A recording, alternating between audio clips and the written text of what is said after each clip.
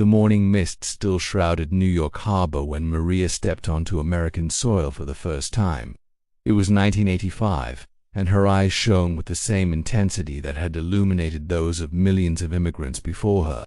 In the pocket of her worn jacket, she carried $20, an address scribbled on a piece of paper, and something much more valuable: the unshakable belief in the American dream, that promise whispered by generations, transmitted through yellowed letters and expensive phone calls, that in this land, anyone could build a better life through hard work and determination. The concept of the American dream was born along with the nation itself, rooted in the Declaration of Independence, which promised life, liberty, and the pursuit of happiness. But what exactly did this dream mean? For early settlers, it was religious freedom and land ownership. For 19th-century immigrants, it represented escaping famine and persecution. In the post-war 50s, it transformed into home ownership with a white picket fence, 2 cars in the garage, and children attending good schools. It was a powerful narrative that fueled hopes and moved mountains of human ambition. Maria got a job at a laundry in the Bronx. She woke up at 5 in the morning, worked 12 hours a day, 6 days a week. The heat of the industrial machines made the environment suffocating. But she smiled while folding white sheets, imagining the future of the children she would yet have. On cold winter nights, when she returned to the tiny apartment she shared with 3 other families, she repeated to herself, "It's worth it.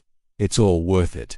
She saved every penny, refused invitations to go out, and learned English through television programs and fragmented conversations with customers. In 5 years, she had enough money to bring her sister over. In 10, she opened her own laundry, small, cramped, but hers. Maria's story echoed that of millions. For decades, the United States functioned as a global magnet, attracting people willing to start from scratch in search of opportunities. The numbers seem to confirm the promise. Between 1940 and 1980, the income of the typical American family more than doubled. The middle class expanded like never before in history. Children of working-class families became doctors, lawyers, engineers. Social mobility seemed not only possible but practically guaranteed for those willing to make the effort. But something began to change in the last decades of the 20th century. The factories that once employed millions began to close their doors, taking jobs to other countries where labor cost a fraction of the American wage. The economy transformed, becoming increasingly dependent on services and technology. The college degree, once a guaranteed passport to the middle class, came to cost as much as a house, leaving entire generations trapped in student debt that takes decades to pay off. Michael, Maria's son, graduated with a degree in business administration in 2008, right in the middle of the biggest financial crisis since the Great Depression. His mother had worked tirelessly to pay for his education, proud to see the first member of the family receive a university diploma. But the job market Michael encountered was unrecognizable. Companies froze hiring. Vacancies required 5 years of experience for entry-level positions. He sent hundreds of resumes, accepted unpaid internships, and worked temporary jobs that offered neither benefits nor stability. The dream his mother had pursued with such conviction seemed increasingly distant, almost a mirage on the horizon. Economists began to study the phenomenon with increasing attention. They discovered that social mobility in the United States had stagnated, and in some cases, even regressed. A study revealed that children born in 1940 had a 90% chance of earning more than their parents. For those born in 1980, that probability dropped to just 50%. Even worse, international comparisons showed that countries like Canada, Denmark, and Australia offered better chances of social climbing than the United States. Challenging the fundamental narrative of American exceptionalism, income inequality skyrocketed. In 1980, executives at the largest companies earned about 40 times more than their average employees. In 2020, that ratio had jumped to more than 300 times. While worker productivity continued to grow, wages remained practically frozen when adjusted for inflation. Wealth concentrated at the top like never before, creating a chasm between those born into affluent families and those trying to climb the social pyramid starting from the bottom. If you are following this journey and want to understand how the American dream has evolved and impacted millions of lives, hit the like button and subscribe to the channel so you don't miss the continuation of this story. Sarah grew up in a trailer park in Kentucky. Smart and determined, she managed to get a scholarship to a state university, becoming the first in her family to attend higher education. She worked 3 jobs simultaneously to cover expenses the scholarship didn't include: books, housing, food. She graduated with honors, but also with $40,000 in student debt. She landed a job at a tech company with a reasonable salary, but most of it went to pay loans and the absurdly expensive rent in the city where she worked. Homeownership, that ultimate symbol of the American dream her grandmother had achieved working in a textile mill, seemed impossible. Real estate prices had exploded while wages remained practically the same. Sociologists pointed to multiple factors explaining this transformation. Globalization redistributed industrial jobs across the world. Automation replaced workers with increasingly sophisticated machines. Fiscal policies favored capital accumulation over labor income. The educational system became a barrier rather than a gateway, with schools in wealthy neighborhoods offering resources infinitely superior to those in poor communities. The zip code where a child was born became one of the best predictors of their future success, a reality that directly contradicted the promise that origin did not determine destiny. But reducing the American dream merely to economic statistics would be ignoring its human and psychological dimension. For millions of people around the world, the United States still represented possibilities that simply did not exist in their home countries. Ahmed was fleeing a civil war that had destroyed his city. For him, the dream wasn't material wealth, but simply the chance to live without fear of bombings, to see his children attend school, to sleep without the sound of explosions in the distance. When he finally received refugee status and landed in Minnesota, he wept with relief. He worked as an Uber driver, a delivery man, anything that paid the bills. He wasn't building a business empire, but he was building security, stability, a future. The evolution of the concept revealed something important. Perhaps the American dream was never really about unlimited enrichment, but about the possibility of improving one's life, of having control over one's own destiny, of offering one's children better opportunities than the ones you had. When understood this way, the dream maintained its relevance, even if its fulfillment was more complex and challenging than the simplified narrative suggested. Opinion polls continue to show that despite the difficulties, a majority of Americans still believed the American dream was alive. This resilience of belief demonstrated the power of the ideal and the national identity, but also raised questions about the distance between perception and reality, between what people expected and what they could actually achieve. The 2020 pandemic served as a brutal X-ray of American society, revealing fractures that many preferred to ignore. While tech professionals migrated comfortably to remote work in their spacious homes, millions of essential workers had no choice but to risk their lives in supermarkets, hospitals, meatpacking plants, and public transportation systems. The dividing line between who could protect themselves and who could unfollowed exactly the contours of economic inequality that had been deepening for decades.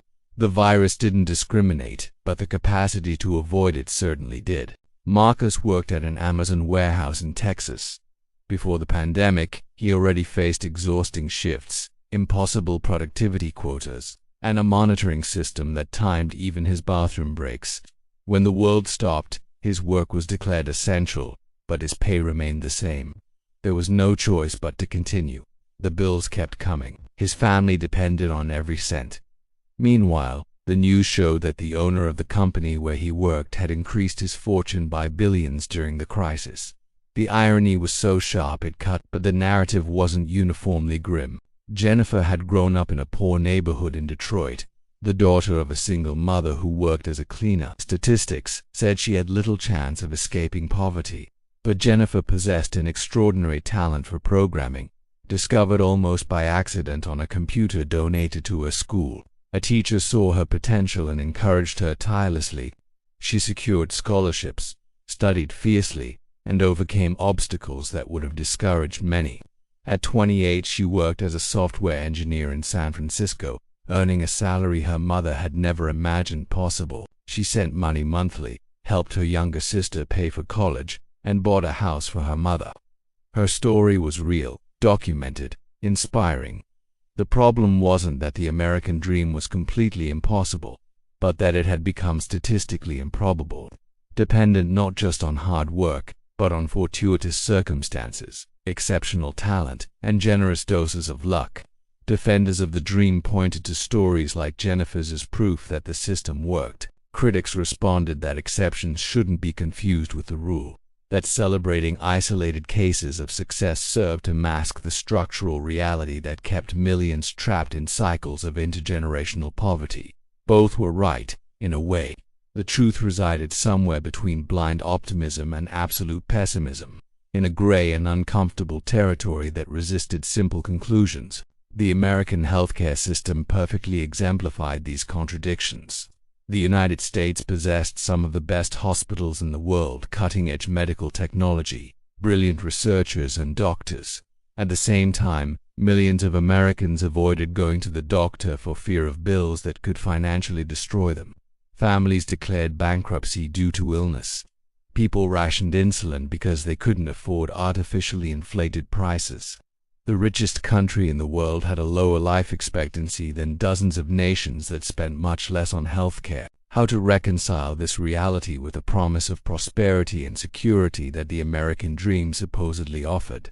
Maria, now with graying hair and hands marked by decades of hard work, sat on the porch of her small house in Queens.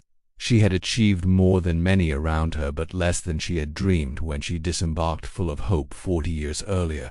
Her son Michael had finally achieved professional stability, but at 5 he still lived with her because he couldn't save enough for a down payment on a home.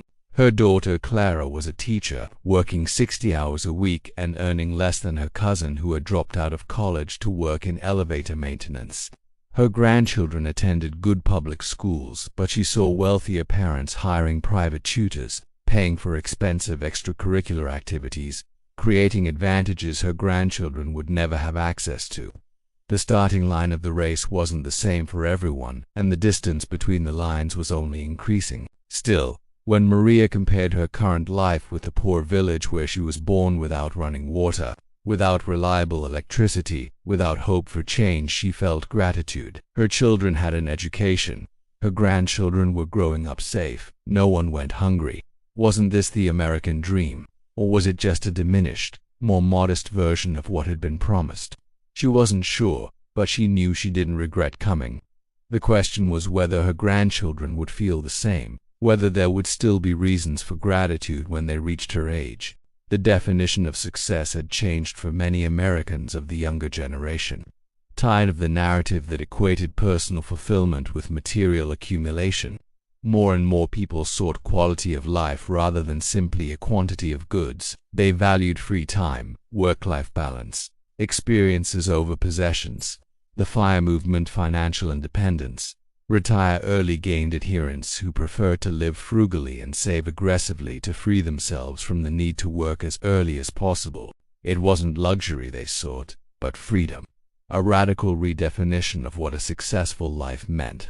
If this reflection on the evolution of the American dream is making you think differently about success and fulfillment, share this content and subscribe for more stories that explore our contemporary reality. Economists debated solutions. Some proposed more progressive taxes, massive investment in public education, a higher minimum wage, universal access to healthcare. Others argued that free markets would eventually correct inequalities, that government interference would create more problems than solutions, that individual responsibility remained the path to prosperity. The ideological debate continued fiercely while millions lived the practical consequences of these policies or the lack thereof. David had grown up in an upper-middle-class family in California. His parents were both successful professionals who had experienced significant upward mobility in their own lives. They firmly believed in the American dream because they had lived it. But David, even with all the advantages, elite education, family connections, and no student debt, felt that his standard of living would likely be lower than his parents'. The house where he grew up now cost $3 million. completely out of reach even with his good salary. He would be the first generation in his family to live worse off than the previous one, a phenomenon repeating across the country, reversing decades of progress. Immigration remained the lifeblood renewing belief in the American dream. Families arrived daily from countries devastated by war, extreme poverty, or oppressive regimes.